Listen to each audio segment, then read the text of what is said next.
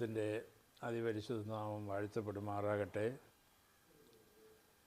ഒരു പ്രാവശ്യം കൂടെ നിങ്ങളോട് ദൈവത്തിൻ്റെ മാറ്റമില്ലാത്ത വചനത്തെ പറയുവാൻ ദൈവം തന്നിരിക്കുന്നതായ നല്ല അവസരത്തിനായി ഞാൻ ദൈവത്തെ സ്തുതിക്കുന്നു. കഴിഞ്ഞ ഭാഗങ്ങളിലെല്ലാം ദൈവത്തിൻ്റെ കൃപയും കരുണയും നമ്മുടെ മേൽ പകർന്നു. ഇന്ന് കായീൻ്റെ വഴിപാട് എന്ന വിഷയത്തെക്കുറിച്ചാണ് പ്രതിപാദിക്കുന്നത്.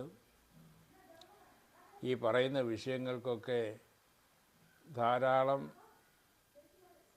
ചിന്തകൾ പല ദൈവമക്കളും പറയാറുണ്ട്. ഞാൻ ദൈവത്തിൽ നിന്ന് പ്രാപിച്ചതും എനിക്ക് പരിശുദ്ധാത്മാവ് നൽകിയതുമായ കാര്യങ്ങളെ ഞാൻ നിങ്ങളോട് പറയുന്നു. ഒരു വാക്ക് പ്രാർത്ഥിക്കുന്നു. സർവശക്തനായ ദൈവമേ, ഞങ്ങളുടെ സ്വർഗീയ നല്ല പിതാവേ, ദൈവവചനത്തെ ഉള്ളതുപോലെ പറയുവാനുള്ള പ്രാപ്തി തരണമേ. അങ്ങ് അടിയനെ പിന്നെയും പഠിപ്പിക്കണമേ. ഈ വാക്കുകളിൽ, ഈ വായിൽ ദൈവത്തിൻ്റെ കൃപ പകരണമേ. പറയേണ്ടും വണ്ണം പറയുവാൻ അടിയന് പ്രാപ്തി തരണമേ. ദൈവമേ, ബുദ്ധിയെ, ജ്ഞാനത്തെ ദൈവം നിയന്ത്രിക്കണമേ. അവിടുത്തെ പാദപീഠത്തിൽ സമർപ്പിക്കുന്നു. കൃപ കൂടെ ഇരിക്കണമേ പ്രിയ പിതാവേ. ആമേൻ. കഴിഞ്ഞ ഭാഗങ്ങളിലെല്ലാം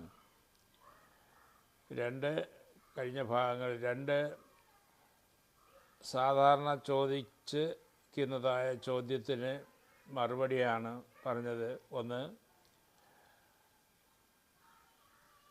ആദാമിനും ഹവ്വയ്ക്കും 2 മക്കളാണോ? ആ ചോദ്യത്തിന് നമ്മൾ മറുപടി കണ്ടെത്തുവാനിടയായിത്തീർന്നു. ഇന്നത്തെ കാലഘട്ടത്തിൽ പോലും ഒരു മാതാപിതാക്കൾക്ക് 10-18 മക്കൾ ഉണ്ടാകുമ്പോൾ, ആദാമിൻ്റെ കാലഘട്ടത്തിൽ ദൈവം പറഞ്ഞു, നീ മക്കളെ പ്രസവിച്ച് പെറ്റുപെരുകി ഭൂമിയെ അവകാശമാക്കുവിനെന്നുള്ള വാഗ്ദത്തം നൽകിക്കൊടുത്ത കാലഘട്ടത്ത് ദൈവത്തിൻ്റെ പ്ലാൻ അനുസരിച്ച് അവർ പെറ്റുപെരുകുക എന്നുള്ളതായിരുന്നു. അങ്ങനെയെങ്കിൽ ഉൽപ്പത്തി പുസ്തകം 5-ാം അധ്യായത്തിൽ പറയുന്നത് പോലെ ആൺമക്കളെയും പെൺമക്കളെയും ഹവ്വ പ്രസവിച്ചു എന്നുള്ളതിന് തർക്കമില്ലാത്തതായ ഒരു കാര്യമാണ്. അങ്ങനെയെങ്കിൽ 100 കണക്കിന്, അല്ലെങ്കിൽ 50 കണക്കിന്, അല്ലെങ്കിൽ 10 കണക്കിന് മക്കളെ അവർ പ്രസവിച്ചു. അവർ പെരുകി 10-100 വയസ്സ് ഒക്കെ ആയപ്പോൾ, അല്ലെങ്കിൽ വർഷങ്ങൾ കഴിഞ്ഞപ്പോൾ, അല്ലെങ്കിൽ 10-50 വർഷം കഴിഞ്ഞപ്പോൾ ജനം അങ്ങ് പെരുകി ഏദേൻ തോട്ടത്തിൻ്റെ പരിസരത്ത് മുഴുവനും അവരെ കൊണ്ട് നിറഞ്ഞു എന്നുള്ള യാഥാർത്ഥ്യം നമ്മൾ ചിന്തിച്ചു. അങ്ങനെ ഇവർ പെരുകി വന്നപ്പോൾ അവിടെ എല്ലാവരും ജനങ്ങളെ കൊണ്ട് നിറഞ്ഞു.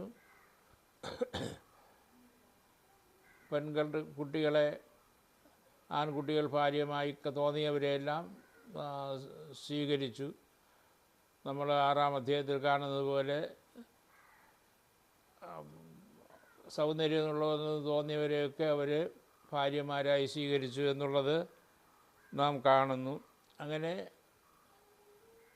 കായീൻ അലഞ്ഞു തിരിഞ്ഞ് ഒരു പെൺകുട്ടിയെ കണ്ടു, അവളെ ഭാര്യയായി സ്വീകരിച്ചു.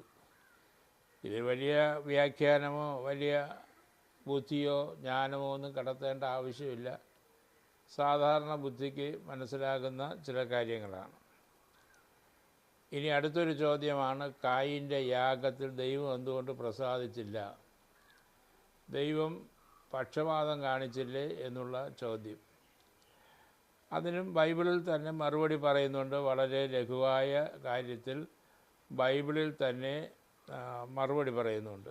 അതിനെ നമ്മളൊന്ന് പരിശോധിച്ചാൽ ഈ ദൈവദാസന്മാർ പലരും പല രീതിയിൽ പറയാറുണ്ട്. അതൊക്കെ ഞാൻ പറയുന്നതാണ് ശരിയെന്ന് എല്ലാവരും അവകാശപ്പെടാറുണ്ട്. എന്നാൽ വേദപുസ്തകം പറയുന്നതാണ് ശരിയെന്ന് പറയുന്നവനാണ് ഞാൻ.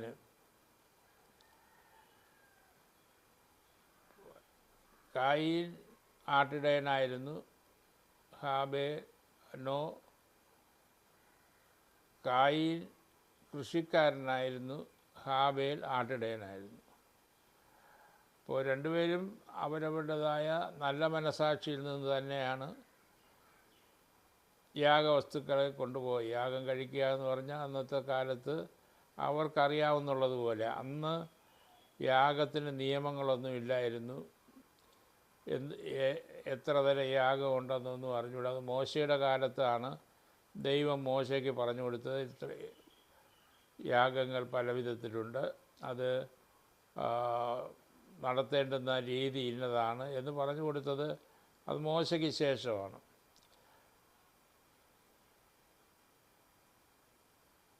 അപ്പോൾ അവർക്ക് തോന്നിയതുപോലെ, അവരുടെ മനസാക്ഷിക്ക് തോന്നിയതുപോലെ യാഗം കഴിച്ചു.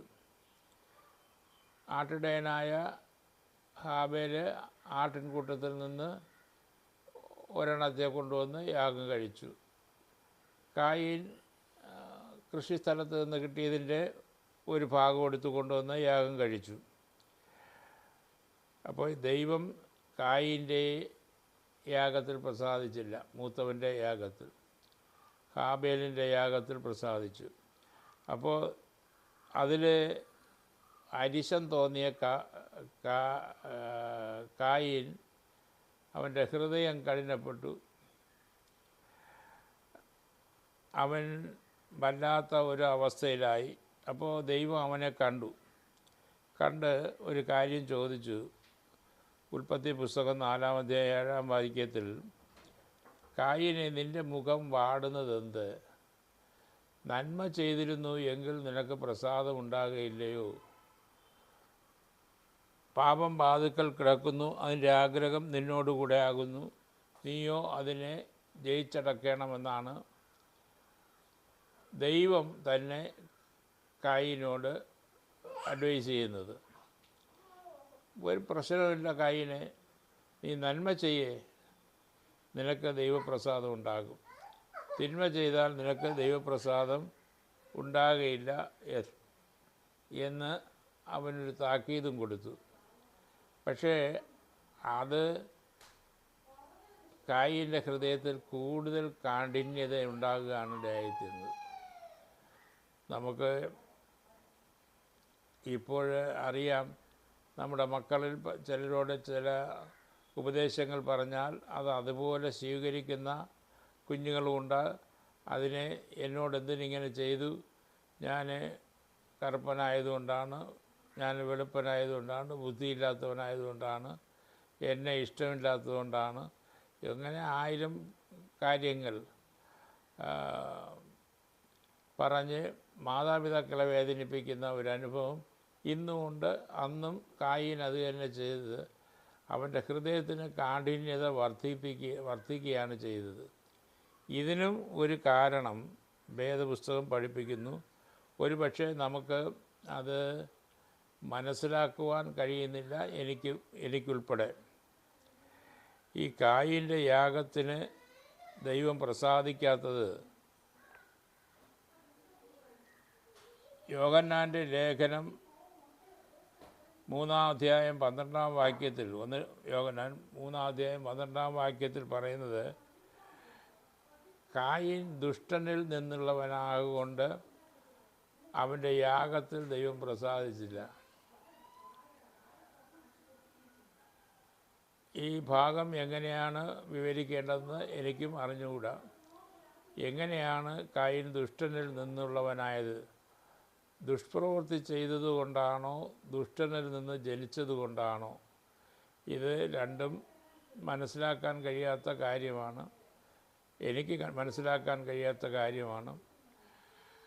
എന്നാൽ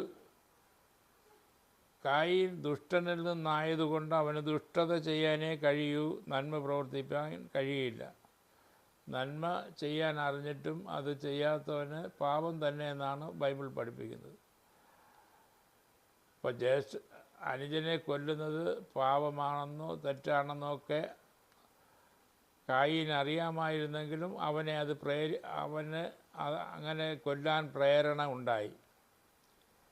അത് ദുഷ്ടൻ്റെ ഒരു പ്രവൃത്തിയാണ്, പിശാചിൻ്റെ ഒരു പ്രവൃത്തിയാണ്. കൊല്ലുക, മോഷ്ടിക്കുക, അറുക്കുക, മുടിക്കുക. ഇത് ഇന്നും അഭംഗുരം നടന്നുകൊണ്ടിരിക്കുന്നു. ഇപ്പോൾ തന്നെ ഷെറിൻ എന്ന് പറയുന്ന കുട്ടി അപ്പൂപ്പനെ കൊന്നു, അമ്മൂമ്മയെ കൊന്നു. അവളൊരു കൊലയാളിയായി മാറി കാമുകന് വേണ്ടി മാത്രം. ഇത് ദുഷ്ടഹൃദയം. മനുഷ്യന് പാപം ചെയ്ത് ദുഷ്ടത ചെയ്യുവാനുള്ള ദുഷ്ടഹൃദയം എവിടെ നിന്ന് കിട്ടിയെന്ന് വെച്ചാൽ ഇത് സാത്താനിൽ നിന്ന് തന്നെയാണ് ലഭിച്ചത്. ഇവൾ ഹവ്വയെ ഉപായരൂപേണ സാത്താൻ വഞ്ചിച്ചു എന്ന് പറയുമ്പോൾ അതിൽ ദ്വിതീയ അർത്ഥം ഉൾക്കൊണ്ടിരിക്കുന്നു. അതിൽ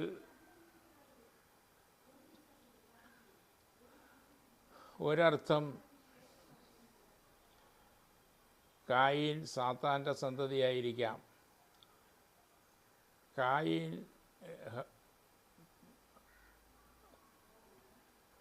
ഹവ്വ തോട്ടത്തിൽ സഞ്ചരിച്ചു നടക്കുമ്പോൾ സാത്താൻ ഹവ്വയെ വശീകരിച്ചത് ചിലപ്പോൾ ശാരീരികമായും മാനസികമായും ബൗദ്ധികമായും ഒക്കെ വഞ്ചിച്ചിരിക്കാം. അങ്ങനെ സാത്താൻ ആ ശരീരത്തിൽ കയറിയിരിക്കാം. ഇന്നും അത് സംഭവിക്കുന്നു. അടുത്ത ഭാഗത്ത് ആ വിഷയത്തെക്കുറിച്ചാണ് ചിന്തിക്കുന്നത്. സാത്താൻ, നമ്മളിതിന് മുമ്പും ഒരിക്കൽ ചിന്തിച്ചു, ഒരു ഗന്ധർവൻ ഒരു പെൺകുട്ടിയെ വഞ്ചിച്ച കാര്യം ഞാൻ നിങ്ങളോട് കഥയല്ല പറഞ്ഞ ഈ പറയുന്നതൊന്നും കഥയല്ല, ഇതെല്ലാം സംഭവങ്ങളാണ്. ദൈവം അനുവദിച്ചാൽ അടുത്ത എപ്പിസോഡുകൾ ഭാഗങ്ങളിലൊക്കെ കുടുംബ പ്രശ്നത്തെക്കുറിച്ച് ഒരു ക്ലാസ് എടുക്കുവാനായിട്ട് ആഗ്രഹിക്കുന്നു. എന്തുകൊണ്ട് കുടുംബങ്ങളിൽ പ്രശ്നങ്ങളുണ്ടാകുന്നു, അതിനുള്ള പരിഹാരം നമുക്കെങ്ങനെ ഉണ്ടാക്കാം, ഈ വിഷയത്തെക്കുറിച്ചാണ് ഒരു ഭാഗം ആരംഭിക്കുന്നത്. വളരെ താമസിയാതെ തന്നെ അതുണ്ടാകും. കഴിഞ്ഞ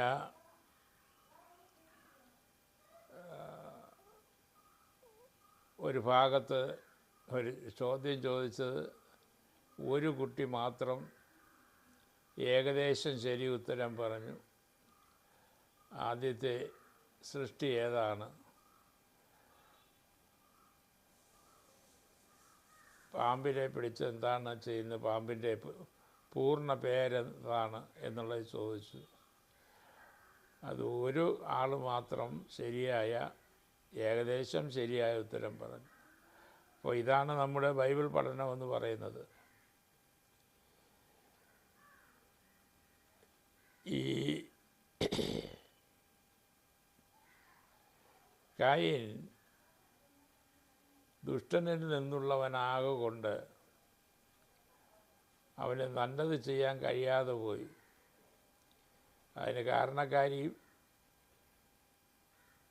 ഹവ്വയെ സാത്താൻ വഞ്ചിച്ചത് തന്നെ. പൗലോസ് അപ്പോസ്തലൻ പറയുന്നത് പോലെ സാത്താൻ അവളെ ഉപായരൂപേണ വഞ്ചിച്ചു.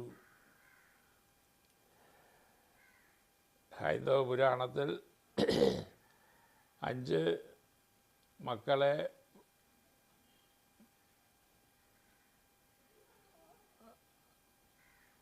കൗരവന്മാർ ആയിട്ട് ജനിക്കുന്നതായിട്ട് കാണുന്നു. ഇവർ 5 പേരും 5 ദേവന്മാർക്കുള്ള സന്തതികളാണ്. ഇത് സാത്താൻ്റെ ഒരു ഭയങ്കര തന്ത്രമാണ്. ഇന്നും രാത്രികാലങ്ങളിൽ നിശ്ചയമായും ഈ കേൾക്കുന്നവരോ ചിലപ്പോൾ കേൾക്കുന്ന അധികം പേരും രക്ഷിക്കപ്പെട്ടവരായിരിക്കാം. അവരുടെ രാത്രികാലങ്ങളിൽ ദുർസ്വപ്നങ്ങൾ കാണുന്നില്ലായിരിക്കാം, കാണാൻ സാധ്യതയില്ല. അല്ലാത്ത ആളുകളുടെ അടുത്തൊക്കെ നമ്മൾ ചോദിച്ചാൽ, സഹോദരിമാർ ചോദിച്ചു നോക്കണം, രാത്രി ദുർസ്വപ്നങ്ങൾ കാണുക, വ്യഭിചാരത്തിൻ്റെ സ്വപ്നങ്ങൾ കാണുക, ഇത് പെൺകുട്ടികളെയും ആൺകുട്ടികളെയും ഒരുപോലെ വഞ്ചിക്കുന്ന ഒരു സാത്താന്യ ശക്തിയാണ്. ഇന്ന് അവർ പ്രസവിക്കുന്നില്ലെന്ന് മാത്രമേ ഉള്ളൂ. പക്ഷേ കഴിഞ്ഞ എപ്പിസോഡിൽ ആ പെൺകുട്ടി പറഞ്ഞതുപോലെ ധാരാളം കുട്ടികളെ, ആൺകുട്ടികളെയും പെൺകുട്ടികളെയും വഞ്ചിക്കുന്ന വഞ്ചകനായ സാത്താനുണ്ട്. അപ്പോൾ ദൈവം എന്തുകൊണ്ട് പ്രസാദിച്ചില്ലെന്ന് ചോദിച്ചാൽ, നന്മ ചെയ്യാത്ത ഒന്നിനും ദൈവത്തിന് ആവശ്യമില്ല. കഴിഞ്ഞ എപ്പിസോഡിൽ ഞാൻ പറഞ്ഞു, വഴിയരികിൽ ഒരു കാണിക്ക വഞ്ചി കൊണ്ടുവച്ചിട്ട്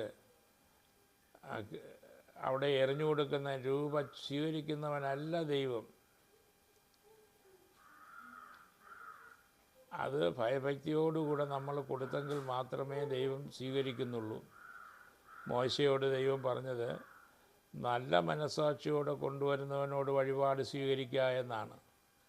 നല്ല മനസ്സോടെ കൊണ്ടുവരുന്നവനോട് വഴിപാട് എനിക്ക് വേണ്ടി സ്വീകരിക്കുക. നല്ല മനസ്സോടെ കൊണ്ടുവരുന്നവനോട് മാത്രമേ ആലയത്തിൻ്റെ ആവശ്യങ്ങൾക്ക് വേണ്ടിയായാലും പാസ്റ്ററുടെ ആവശ്യങ്ങൾക്ക് വേണ്ടിയായാലും സ്വീകരിക്കാവൂ. മാസം തോറും വീടുകളിൽ ചെന്ന് പൈസ പിരിക്കുന്ന ഒരു ഗ്രൂപ്പുണ്ട്. ഞാൻ ആരെയും കുറ്റം പറയുന്നില്ല. ദൈവം അവർക്ക് കൊടുത്തതായ ഒരു രീതിയായിരിക്കാം. പിന്നെ പൈസ കിട്ടും എന്ന് പറഞ്ഞ് പോകുന്ന ഏതൊരു വ്യക്തിയെ സംബന്ധിച്ചിടത്തോളം, ദൈവത്തെ സംബന്ധിച്ചിടത്തോളം അത് അഭികാമ്യമായ ഒരു കാര്യമല്ല. അതിനേക്കാൾ പട്ടിണി കിടക്കുന്നത് നല്ലതാണ്. ദൈവം ഉറക്കത്തിൽ, തൻ്റെ പ്രിയന് ഉറക്കത്തിൽ കൊടുക്കുന്നു. നമ്മളറിയാത്ത വഴികൾ എത്രയോ ഭക്തന്മാരായ ദേവദാസന്മാർക്ക്, നമുക്കുമൊക്കെ വിശന്നിരിക്കുമ്പോൾ, ഭാരപ്പെട്ടിരിക്കുമ്പോൾ വഴികൾ, നമ്മളറിയാത്ത വഴികളെ തുറക്കുന്ന ഒരു ദൈവത്തെയാണ് നമ്മൾ സേവിക്കുന്നത്. അതുകൊണ്ട് നന്മ ചെയ്യാതെ ദൈവത്തിന് വേണ്ടി എന്ന് പറഞ്ഞു കൊടുക്കുന്ന എല്ലാം അത് വേസ്റ്റാണ്. ഈ എറിഞ്ഞു കൊടുക്കുന്ന രൂപ ദൈവം വാങ്ങും എന്ന് എനിക്ക് തോന്നുന്നില്ല. അപ്പോൾ കായീൻ്റെ യാഗത്തിൽ ദൈവം പ്രസാദിക്കാത്തത്, കായീൻ്റെ മനസ്സ് ശരിയല്ല. അവൻ്റെ ഹൃദയത്തിൽ എന്തൊക്കെയോ ചിന്തകളുണ്ടായിരുന്നു. അതുകൊണ്ട് ദൈവം അത് പ്രസാദിച്ചില്ല. അത് കായീനോട് പറയുകയും ചെയ്തു. പക്ഷേ കായീൻ അത് കേട്ടില്ല. അപ്പോൾ തന്നെ നമുക്കറിയാം, ദൈവം പറഞ്ഞാൽ കേൾക്കാത്തവൻ പിന്നെ മനുഷ്യൻ പറഞ്ഞാൽ കേൾക്കുമോ? ദൈവം പറഞ്ഞാൽ അതനുസരിക്കാത്തവൻ ഈ ലോകത്തിൽ ആര് പറഞ്ഞാലാണ് അനുസരിക്കുന്നത്? അതാണ് കായീൻ്റെ ഹൃദയം. എങ്കിലും ഒരപ്പനായ ദൈവത്തിൻ്റെ ഹൃദയം കായീൻ്റെ പ്രാർത്ഥനയും കേട്ടു. അവന് ജീവൻ കൊടുത്തു, അവന് ജീവിക്കാനുള്ള അവസരം കൊടുത്തു. അവൻ്റെ സന്തതിയും ഈ ഭൂമിയിൽ നിറഞ്ഞു വരുവാൻ ഇടയായിത്തീർന്നു. അവനോട് ക്ഷമിക്കുന്ന ഒരു സ്വഭാവം ദൈവത്തിനുണ്ടായി. അതേ ദൈവമക്കളെ, നമുക്ക് ദൈവം പറഞ്ഞു തന്നതായ ഒരു കാര്യമാണ് ക്ഷമിക്കുക, പൊറുക്കുക, സ്നേഹിക്കുക. അത് ദൈവം ചെയ്ത് കാണിച്ചു തന്നതാണ്. അല്ലാതെ മറ്റുള്ളവരെ പഠിപ്പിച്ചിട്ട് ദൈവം തന്നെ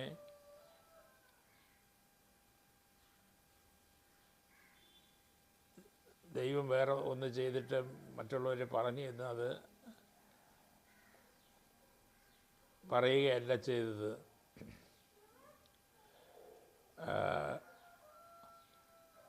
ഹൈന്ദവ പുരാണങ്ങളിൽ ബ്രഹ്മാവ്, വിഷ്ണൻ, മഹേശ്വരൻ എന്ന 3 ദൈവങ്ങളും തമ്മിൽ അടിക്കുന്നത് പുരാണത്തിലും ശിവപുരാണത്തിലുമൊക്കെ കാണാൻ കഴിയുന്നു. അതുപോലെയല്ല ദൈവം വാസ്തവത്തിൽ ദൈവമായി തന്നെ ഇരിക്കുന്നു. അതുപോലെ ദൈവം സ്ത്രീ വിരുദ്ധനല്ല. സ്ത്രീയും പുരുഷനും ദൈവത്തിൻ്റെ മക്കളാണ്. സ്ത്രീയും പുരുഷനും ആവശ്യമായിരിക്കിയാൽ രണ്ട് രീതിയിൽ തന്നെ സൃഷ്ടിച്ചത്. രണ്ടുപേർക്കും 2 ചിന്താഗതി, 2 രൂപം, 2 പേഴ്സണാലിറ്റി,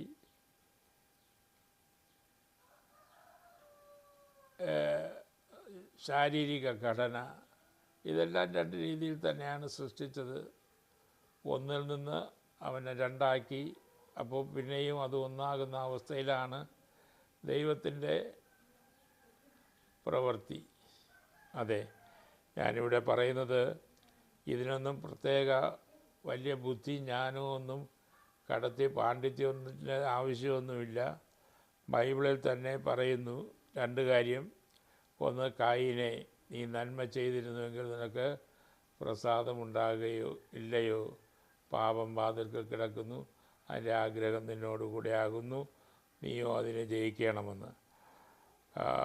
അപ്പോസ്തലൻ പറയുന്നത് കായീൻ ദുഷ്ടനിൽ നിന്നുള്ളവനായതുകൊണ്ട് അവന് നന്മ ചെയ്യാൻ കഴിഞ്ഞില്ല. നമുക്ക് പ്രാർത്ഥിക്കാം. പരിശുദ്ധനായ ദൈവമേ, ഞങ്ങളുടെ സ്വർഗീയ പിതാവേ, അവിടുത്തെ പാതാരവൃന്ദങ്ങളെ ഞങ്ങൾ അഭയം പ്രാപിക്കുന്നു.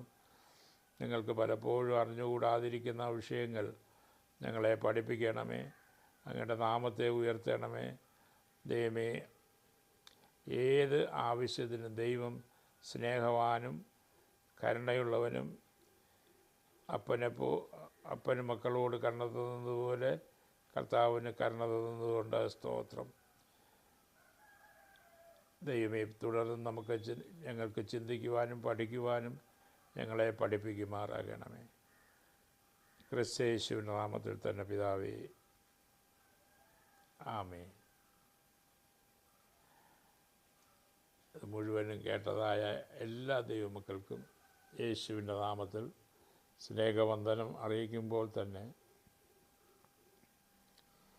ഈ എപ്പിസോഡുകളെല്ലാം നിങ്ങൾ ഷെയർ ചെയ്യുകയും ഈ പ്രോഗ്രാമിനെ സബ്സ്ക്രൈബ് ചെയ്ത് എന്നെയും പ്രോത്സാഹിപ്പിക്കണമേ എന്ന് നിങ്ങളോട് അഭ്യർത്ഥിക്കുന്നു. അങ്ങനെ നിങ്ങൾ ചെയ്താൽ ഞാൻ ചെയ്യുന്ന ഈ സേവനത്തിൻ്റെ ഒരു ഭാഗം നിങ്ങൾക്കും ലഭിക്കും എന്ന് ഞാൻ വിശ്വസിക്കുന്നു. യേശുവിൻ്റെ നാമത്തിൽ തന്നെ.